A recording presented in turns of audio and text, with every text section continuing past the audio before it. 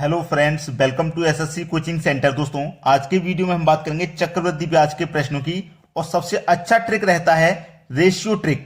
ठीक है, तो रेशियो ट्रिक यहाँ पे मैंने 2 वर्ष का, 3 वर्ष का, 4 वर्ष का, 5 वर्ष का, 6 वर्ष का लिखा हुआ है और सभी का लिखा हुआ है। लेकिन आप तो ये कहोगे कि सर लिखने से क्या होगा, इतने सारे हम याद कैसे करेंगे। मैं आपको इसको याद रखने की ट्रिक भी बताऊंगा। ठीक है, ऐसी ट्रिक जिसे आप जिंदगी भर कभी नहीं भूल सकते और ना ही आपको दूसरा वीडियो देखने की जरूरत पड़ेगी कभी कि भाई चक्रवृद्धि ब्याज का कोई दूसरा वीडियो देख लें। आज के इस वीडियो में आपका पूरा चक्रवृद्धि ब्याज कंप्लीट हो जाएगा। ठीक है, तो आपको याद क्या रखना है कि जब 2 वर्ष का चक्रवृद्धि ब्याज पूछा जाएगा तो आपका रेशियो ट्रिक है 2:1। ठीक है, ये 2:1 आपको याद रखना है। बस ये 2:1 आपको याद रखना है। और आपको अच्छे से पता है एग्जाम में 2 वर्ष का, 3, 4, 5, 6 वर्ष तक का आ सकता है। ज्यादा होगा 7 वर्ष का आ जाएगा, 8 वर्ष का, उससे ज्यादा तो एग्जाम में नहीं पूछा जाएगा। ये बात आप भी जानते हो। तो इसको, ये रेशियो जो ट्रिक है, इनको हम कैसे याद करें, इतने सारे रेशियो हम कैसे याद करें, उसकी ट्रिक मैं आपको बताऊंगा। तो सबसे पहले देख लेते हैं इनको याद करने की ट्रिक, ताकि कितने भी साल का क्वेश्चन पूछ लिया जाए, कि कितने भी साल का पूछ लिया जाए 6 वर्ष का चक्रवृद्धि ब्याज क्या होगा, उसे आप इस मेथड से, इस रेशियो मेथड से आसानी से बता पाएंगे क्या होगा। ठीक है, तो इसको कैसे याद किया जाता है वो ट्रिक हम देख लेते हैं। तो ट्रिक यहां पे हम देखेंगे। सबसे पहले हमको याद होना चाहिए 2 वर्ष का रेशियो। ठीक है, 2 वर्ष का रेशियो याद होना चाहिए। तो 2 वर्ष का रेशियो होता है 2:1। ठीक है, आपको केवल इतना याद रखना है कि 2 वर्ष का जो रेशियो होता है वो होता है 2:1। अब हमें जैसे कि 3 वर्ष का चाहिए, 3 वर्ष का हमें चाहिए भाई, 3 वर्ष का हमको नहीं पता क्या होगा। तो क्या करना है कि जितने वर्ष का चाहिए आपको उतना सबसे पहले आएगा। जैसे 2 वर्ष का रेशियो चाहिए, 2 पहले आया। 3 वर्ष का रेशियो चाहिए तो 3 पहले आ जाएगा।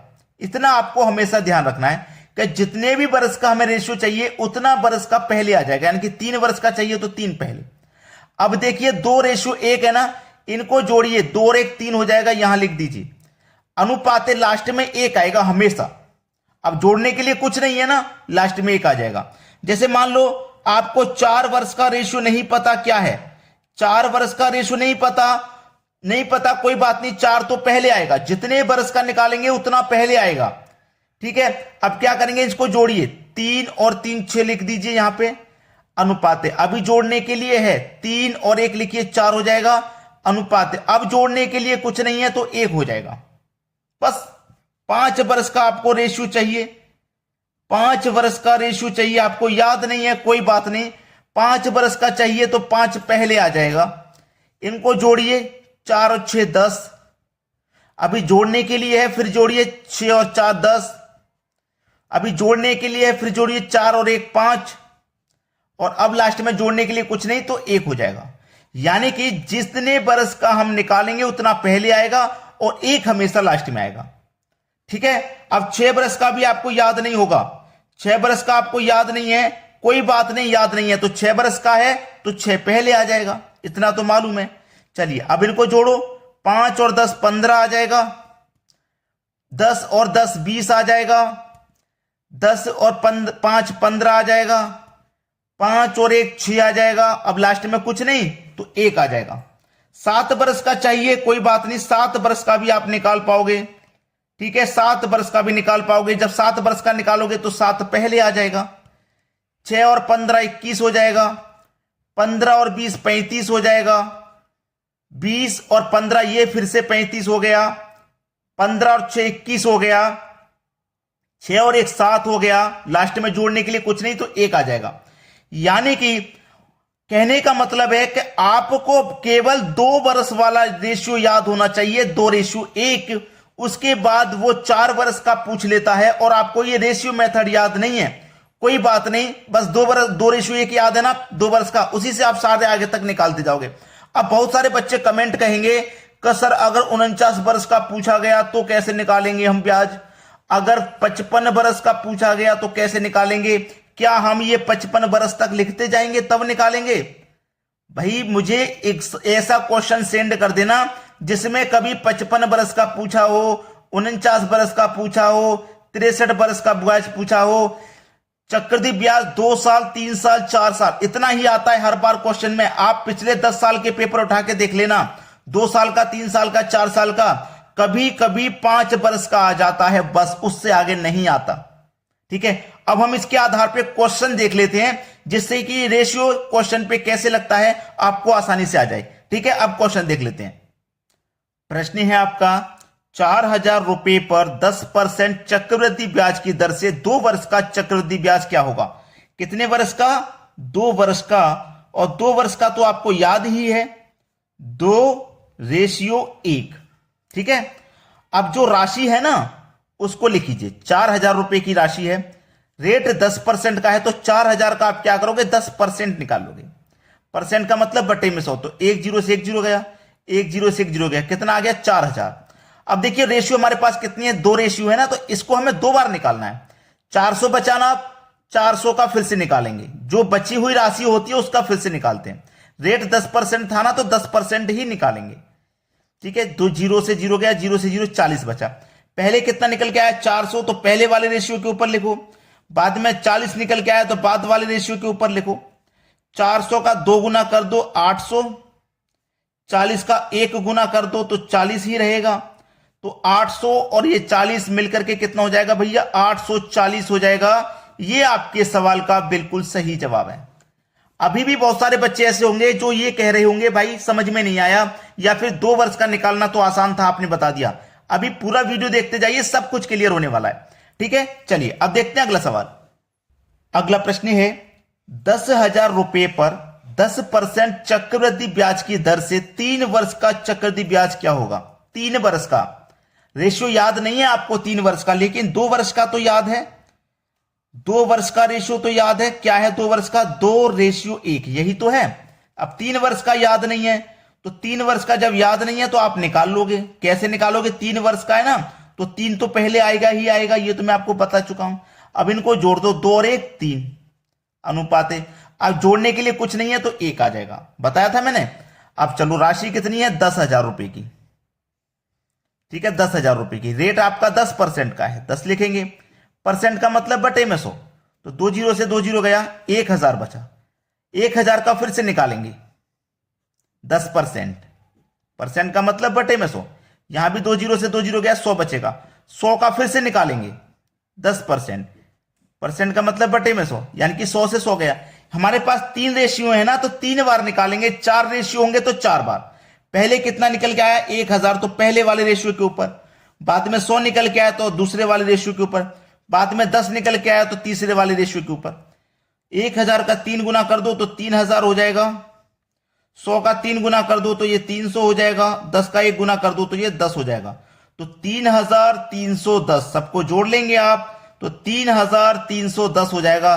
3,310 ये आपके प्रश्न का बिल्कुल सही आंसर है। और अब कोई भी बच्चा ऐसा नहीं होना चाहिए जिसकी समझ में नहीं आया हो।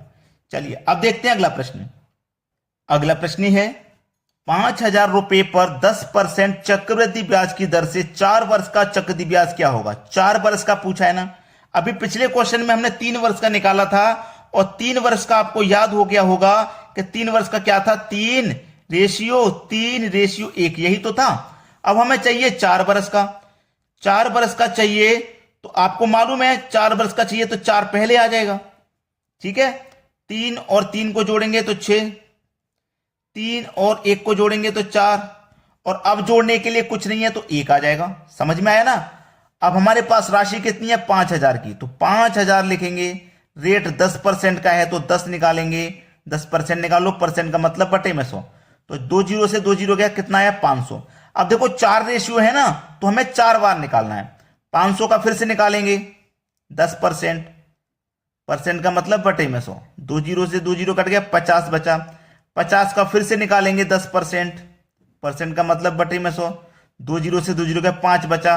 5 का फिर से निकालेंगे 10%, परसेंट का मतलब बटे में 100। 0 से 0 गया, 5 एकम 5, 10 से डिवाइड कर देंगे 0.5।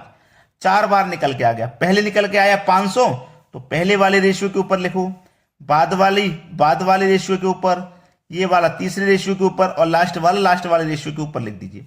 फिर इनका हम मल्टीप्लाई कर देते हैं, अभी तक देखते हुए आ रहे हैं। 500 का मल्टीप्लाई 4 से करोगे 2,000, 50 का 300 कर दोगे 600, 5 चौक के 20 और 0.5 का 1 से करेंगे तो ये 0.5 हो जाएगा।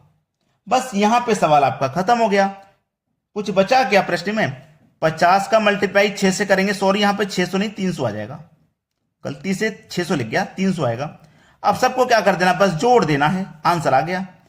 2000 में 300 जोड़ेंगे तो 2300, 2320 लिख देता हूं मैं 2320 और 0.5 को जोड़ेंगे तो ये 0.5 आ जाएगा, यानी कि 2320.5 ये आपके सवाल का बिल्कुल सही जवाब है, बिल्कुल सही। सभी को क्लियर है ना? चलिए अब देखते हैं अगला प्रश्न। अगला प्रश्न है 10,000 रुपए पर 10% चक्रवृद्धि ब्याज की दर से 5 वर्ष का चक्रवृद्धि ब्याज क्या होगा? 5 वर्ष का। अब 5 वर्ष से पहले 4 वर्ष वाला जो हमने पिछले क्वेश्चन में देखा था, 4 वर्ष का जो कि 4:6:4:1 था, यही तो था जो पिछले क्वेश्चन में हमने देखा। अब 5 वर्ष का निकालने के लिए आपको कुछ नहीं करना, 5 वर्ष का निकालना तो 5 पहले आ जाएगा, 4 और 6 को जोड़ दो तो 10, 6 और 4 को जोड़ दो तो 10, 4 और 1 को जोड़ दो तो 5, और जब कुछ नहीं है जोड़ने को तो 1 आ जाएगा। ठीक है, अब 10,000 रुपए का 10% निकालो। 1 2 3 4 5 रेशियो है ना, तो 5 बार निकालेंगे। 10,000 का 10%, परसेंट का मतलब बटे में 100, 2 जीरो से 2 जीरो गए, 1,000 बचा। 1,000 का फिर से निकालेंगे 10%, परसेंट का मतलब बटे में 100, 2 जीरो से 2 जीरो गए, 100 बचा। 100 का फिर से निकालेंगे 10%, परसेंट का मतलब बटे में 100, 2 जीरो से 2 जीरो गया, 10 बचा। 10 का फिर से निकालेंगे 10%, परसेंट का मतलब बटे में 100, 2 जीरो से 2 जीरो गया, 1 बचा। अब 1 का फिर से निकालेंगे हम 10%, परसेंट का मतलब बटे में 100, यानी कि 0.1 आ जाएगा ये।